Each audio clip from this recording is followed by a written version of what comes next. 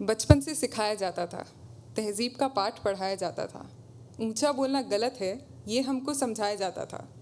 Burke में रहने की बंदिश तो न थी, पर तन को ढक के चलना है, ये समझाया जाता था। तो जैसे जैसे बोला गया, हम करते चले गए। जिस रास्ते पे बोला, हम बढ़ते चले गए। जैसे जैसे बड़े हुए, नए ख्यालातों से मुलाकात हुई। कभी कक्षाओं में, तो कभी रास्ते चलते लोगों से बात हुई। पढ़ाया जाता था कि सवाल करो, बात मानने से पहले उस पर विचार करो। घर से दूर ऐसे जीना आसान न था। यहाँ चुप रहने वालों का कोई नाम न था। ये बाहर की दुनिया कुछ और ही थी मेरे दोस्त। यहाँ सिर्फ सुनने वालों का कोई काम न था। कहीं पहुँचने की ख्वाहिश में हम भी बोलना सीख गए। अपने ख्यालातों का मुंह खोलना सीख गए। इस दुनिया के तौर तरीके हम भी अच्छे से जान गए। आसपास के सभी लोग भी हमें मान गए। ऐसे जीने की हमें आदत सी हो गई।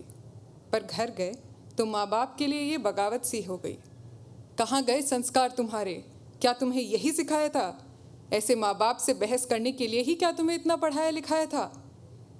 इस सवाल का मेरे पास जवाब न था। खुद की आज़ादी से शर्मिंदगी होने लगी। माँ को दुख पहुँचा दिया, ये सोच के मैं रोने लगी। फिर अपने सपनों का गला घोंटकर उन्हीं की बताई करने लगी। उन्हीं के बताए रास्ते पर आगे बढ़ने लगी। आज कई सालों बाद जब सोचती हूँ कि ज़िंदगी क्या हो सकती थी, तो मन में ये सवाल आता है, जो हमें पढ़ाया जाता है वो माँ बाप को क्यों नहीं सिखाया जाता है।